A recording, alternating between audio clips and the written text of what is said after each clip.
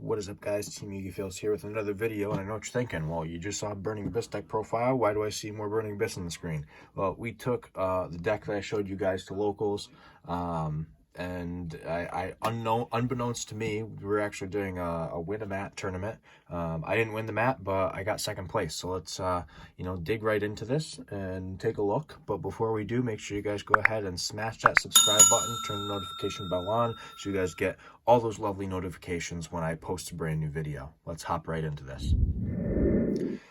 Alrighty, so I'm not going to go super in-depth with explaining my card choices in this particular video, only because I already did that in the last video. If you guys want to see more explanations as far as that goes, then by all means, watch the previous video. But in this video, we're going to be kind of delving into more so the matchups, how the deck operated, how it played, and I'm going to talk about the ratios and how I felt with each particular ratio. So we will take away the monster cards, or the extra deck and side deck here. Let's grab our monsters. So if you guys hadn't seen the profile, we were playing triple Seer, triple Graph, triple Seer, triple Scarm, and triple Farfa. Pretty good lineup, honestly, for the three ofs. I really like this lineup a lot. It worked very, very well playing these 12 cards. I saw them when I needed to, and occasionally I'd side out a Farfa and side out a Scarm, but typically I just sided out one Farfa. That was the only time that I really sided any of the three ofs out. Then we have two Limbic. Typically, if I were like siding in more hand traps, I'd side out a Limbic. I'd also side out a Farfa for another hand trap. So it was just there as a good substitute when it needed to be, but it also served a great purpose in special summoning from hand. I really can't complain because that was absolutely fantastic. Then we have the Barbar and the Alec. The Alec got sided out somewhat frequently. The Barbar won me multiple games, as I expected it to. So this was fantastic. Just really, really good. Then triple Tour Guide and double Rhino Warrior. Typically speaking, I would side out one Rhino Warrior for another hand trap too. And it worked fairly well. I actually don't think I resolved Rhino Warrior one time today, to be perfectly honest. I used Tour Guide a lot though, and honestly I think my Tour Guide only got stopped 2 or 3 times. I think it got ashed once, and no, not even ash. It got impermed once, and it got gammaed once. But outside of that, it didn't get hit, which was pretty sweet. I didn't draw it or use it as many times as I would have liked to, but it definitely came up. Then we have the Ash Blossoms and the Gam Seals. The Gam Seals were great in theory. I just never had to use them. They were actually used more as a discard fodder for my nightmare effects than anything else. Then the Ash Blossoms I use semi-frequently, but honestly, I didn't use these cards as much as I thought I would. And then the Dark Magician, the Red Eyes, and the Red Eyes Fusion, which these were used a decent amount. There were actually 2 games throughout the day where I opened up both of these in my hand. I don't know how I managed to. I drew these cards a lot more than I thought I would, which was kind of disappointing considering I power shuffled, but it happens. Then we have the 3 Droplet, the Foolish, and the Called By for the spells. These were... Well, the Foolish and the Droplets didn't come up. I drew Droplets once, and there was no use in using it. My opponent didn't have anything worth... Well, actually, no, I did use it once, and it kind of did something, but not really much of anything. I could have easily played through their board. The Foolish, I sided out almost every single game. It was almost useless, like virtually useless. I'll probably cut this card, to be honest. It just did not do anything for me. I don't want to play Foolish in this deck anymore, to be perfectly honest. The Called By came up multiple times. This actually was pretty good. So the Called By, definitely worth playing. I just think it was better than playing Talents, so I stuck with that. Trap cards, we had the Strikes, which were phenomenal. The Torrentials, which were pretty good too. The Dynamiscus, which was okay. Didn't come up a lot, but it did come up, which is kind of cool. 2 O's, 2 Ice Dragon. This came up very frequently. This card won me multiple games. Definitely play this card. Really, really play this card. Super good. Fiend Griefing didn't come up a lot, but I think I resolved it once, just to gain some advantage to like send a Scarm, so I could search a Tour Guide, and that helped. and then the double trap trick. There were multiple times where my opponent tried to cosmic this, and then I just chained it, and then I still had advantage, and they couldn't play. But that is the main deck. Nothing fancy, no changes from the profile that I posted yesterday. Just the fact that we, you know, played in a tournament and did pretty well. Extra deck, though. The double Dante and the Beatrice, also no changes there from yesterday's profile. Same with the Nightmare Shark, the Downerd. And I was playing 1 Zeus, and I said I would change it to 2, and I did. And I'm glad I did, because 2 Zeus came up a lot. This came up very frequently. I was surprised how frequently this card came up, and you know, became something that I kind of needed to go into. So definitely worth playing 2 Zeus if you're playing this deck, and you can get your hands on 2 of them. It put in so much work for me, so much work. Fusions, we have a purple Dante. This card came up once, I think, and the time that it came up, it was fantastic. I was so happy that I was able to put this card in the field, and my opponent forgot that when you destroy Beatrice, this gets summoned out.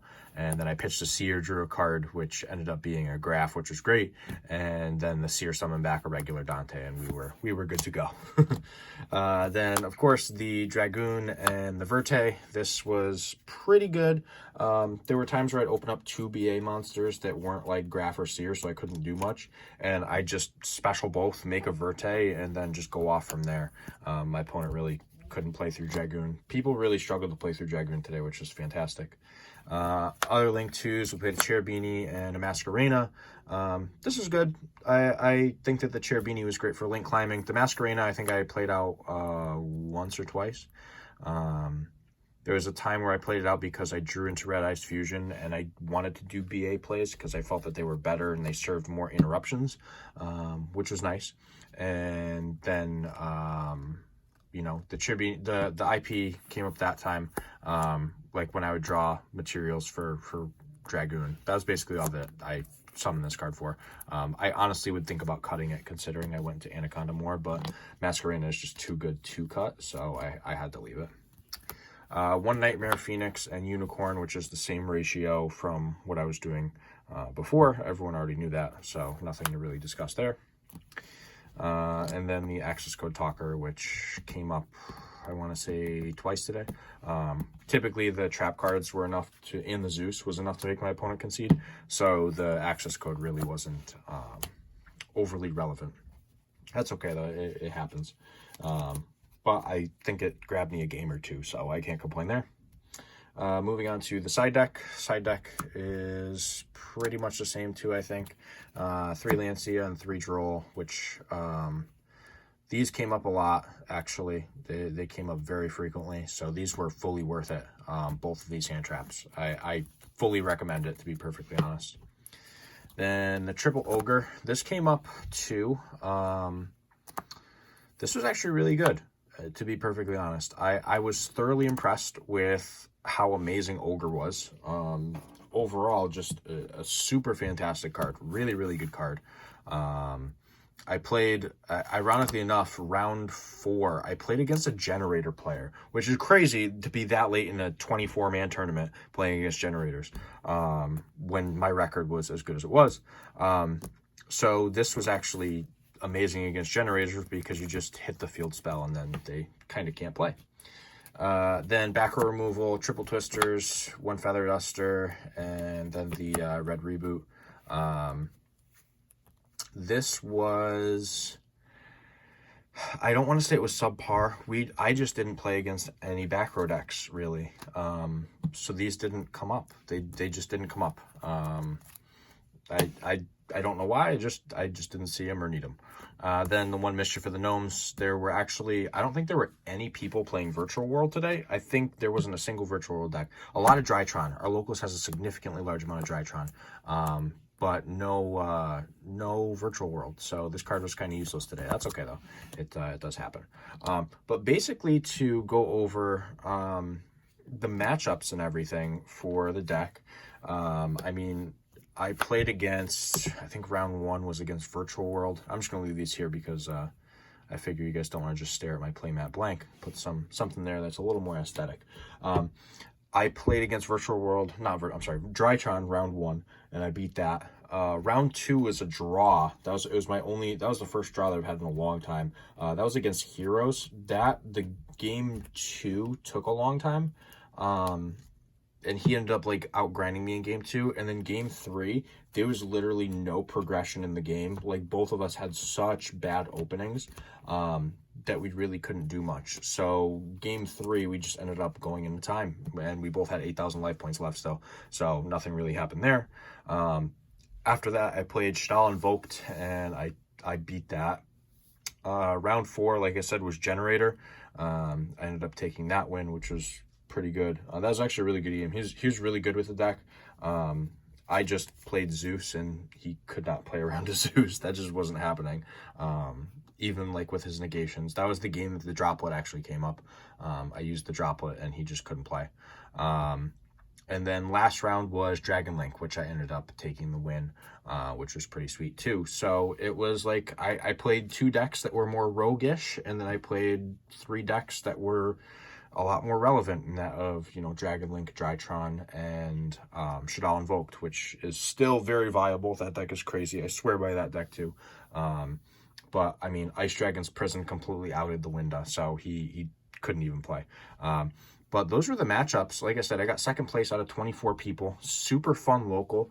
Had a blast. Like I said, it obviously second place. I didn't get the mat, but I think I got 9 or 10 packs of Blazing Vortex. I didn't pull my 3rd pot. I still need 1 more pot. But that's okay. We'll obviously get one eventually. But it was a super fun tournament. I had a blast.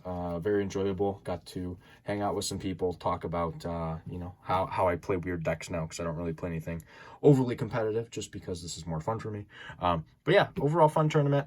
Great time being able to hop in and, you know, play in a last minute tournament with my favorite deck. So you can't go wrong there. But hope you guys enjoyed the video. If you did, give it a thumbs up. Don't forget to comment down below. Let me know what you guys want to see next. And if I have it, obviously I can put a video out on it. Seems like a lot of people who follow my content, typically speaking, are Burning Abyss players. Just something that I noticed.